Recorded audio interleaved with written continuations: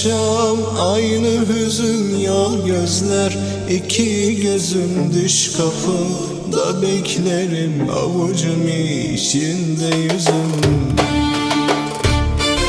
Sen gelmezsin bir türlü, derslerim türlü türlü, nice dertleri çektim başka türlü.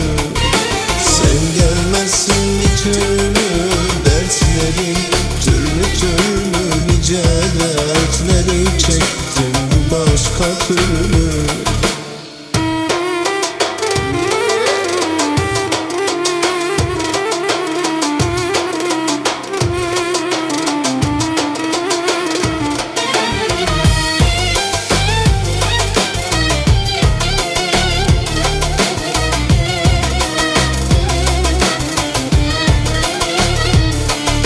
Yar sevmedim üstüne, bilmem bana kastın ne bu hayat. Senin diye beni üzdün niye?